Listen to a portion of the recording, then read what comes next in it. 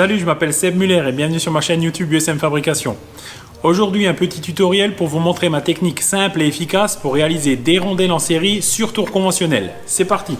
Les rondelles que j'ai choisi de réaliser font diamètre 60 extérieur et 30 intérieur. J'ai donc pris mon brut en fonction des rondelles que j'avais à réaliser, normal. On a déjà vu dans les tutoriels précédents comment usiner un diamètre extérieur et comment usiner un diamètre intérieur. La seule notion qu'on va rajouter cette fois-ci, c'est le tronçonnage et les bavurages. Étant donné que j'ai plusieurs rondelles à réaliser, il faut que je laisse dépasser la pièce du mandrin, mais il ne faut pas que je la laisse trop dépasser. Alors la règle, c'est 3 fois et demi le diamètre maximum de dépassement du mandrin. Ne montez pas au-dessus, après ça peut devenir dangereux. Allez, on passe tout de suite sur machine. Concernant les opérations d'usinage, je vais commencer par dresser la face, ensuite ébauche du diamètre extérieur, ébauche du diamètre intérieur, ensuite je finirai le diamètre intérieur, le diamètre extérieur et je passerai au tronçonnage. C'est parti.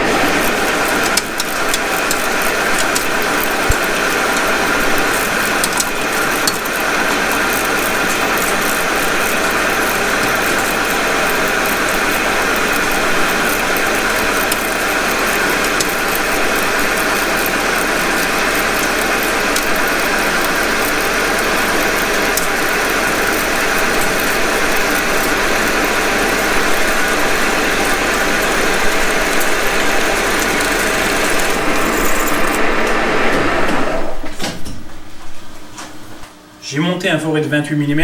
Sur cette pièce-là, je n'ai pas besoin de faire de centrage parce qu'il y a déjà un petit pré-perçage. C'est une chute que j'ai récupérée. Mais chez vous, n'oubliez pas de faire un centrage si vous avez un morceau qui est droit. Donc je vais percer à 28 mm et ensuite j'alaiserai au diamètre 30.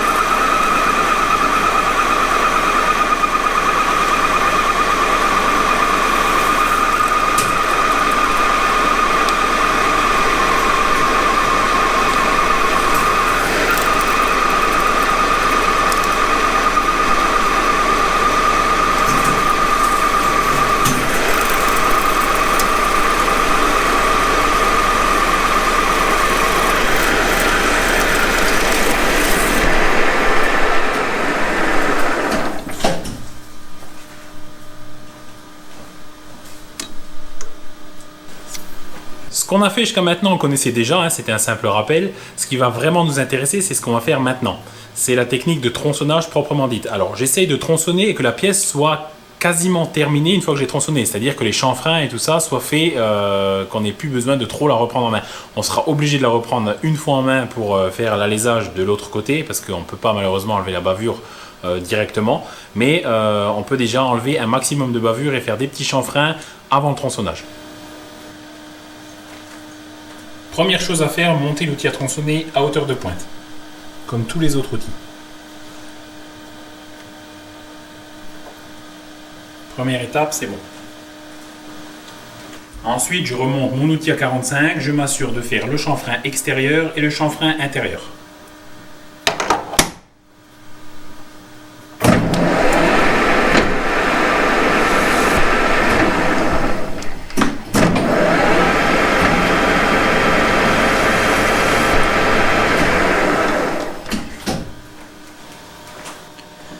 J'ai monté mon outil à tronçonner, je vais venir tangenter contre la face de la pièce, je vais me déplacer donc de la largeur de ma rondelle, plus bien sûr ne pas oublier la largeur de l'outil à tronçonner. Alors c'est arrivé à tous les usineurs déjà d'oublier cette fameuse largeur d'outil, hein, et j'en connais pas un à qui c'est pas arrivé, ça m'est arrivé à moi, hein, même plusieurs fois, c'est comme ça, mais pensez-y, il faut rajouter la largeur de la lame. Et pendant que vous tronçonnez, il faut lubrifier également. Alors ma petite technique à moi, c'est quand c'est des rondelles qui ne sont pas précises, j'amorce le tronçonnage, je prends une lime pour casser l'angle de la pièce, hein, ça évite de faire un chanfrein extérieur après par retournement, et je finis le tronçonnage.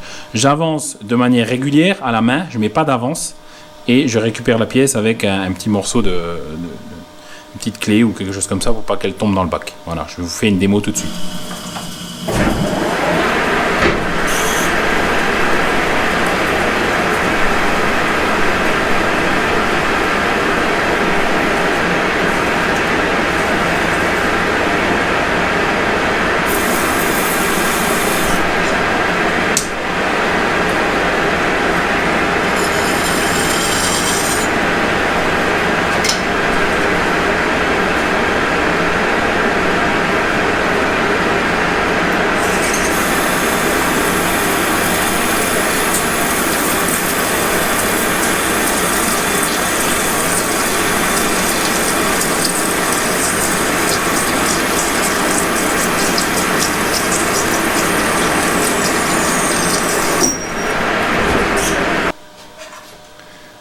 Donc voilà pour la première rondelle. On voit que l'état de surface de tronçonnage est pas mal, hein, il suffit d'avancer régulièrement. On a toujours cette fameuse bavure là, hein. Alors il y a des techniques, hein, si on la veut pas, on peut incliner un petit peu l'outil à tronçonner tout ça, mais au final on a quand même toujours une bavure intérieure qu'on devra dans tous les cas enlever par retournement. Ça c'est très difficile de tronçonner un truc vraiment sans bavure, hein. Il y a toujours un petit peu de matière qui reste et ça fait une bavure. Donc ça on fera après. On va déjà tronçonner les autres pour vous montrer un petit peu la rapidité d'exécution et ensuite on s'occupera du verso de la pièce. Voilà, pour la deuxième rondelle, j'ai remonté mon outil à 45, je vais rapidement dresser la face, chanfrein extérieur, chanfrein intérieur, je remonte mon outil à tronçonner et même méthode qu'avant, je tronçonne. Alors vous pouvez très bien directement tronçonner, hein, mais moi c'est vrai que je préfère toujours dresser la face voilà, pour avoir vraiment une face plane et bien propre.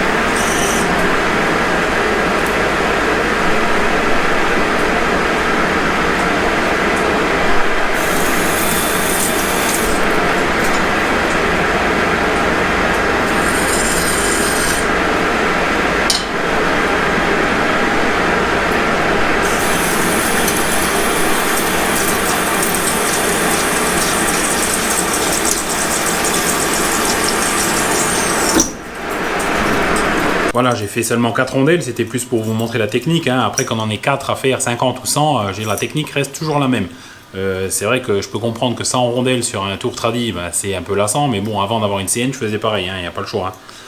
Le conseil que je peux encore vous donner, c'est l'outil à tronçonner. Quand vous tronçonnez, il faut mettre pas mal d'avance, hein. Quand vous y allez, il ne faut pas y aller tout doucement parce que sinon l'outil va vibrer et vous aurez un état de surface qui va être entre guillemets pourri.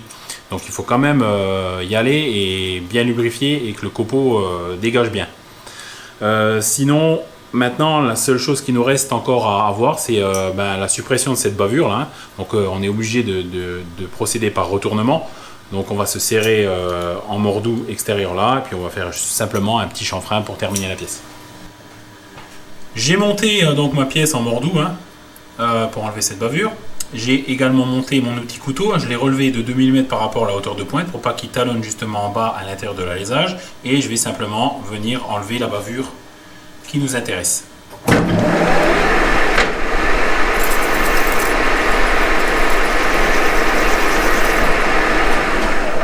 Voilà, j'ai simplement cassé l'angle, j'enfreins de 0,5 à 45 degrés, la pièce est prête. J'espère que ce tutoriel sur la fabrication de rondelles et accessoirement l'utilisation de l'outil à tronçonner vous aura plu.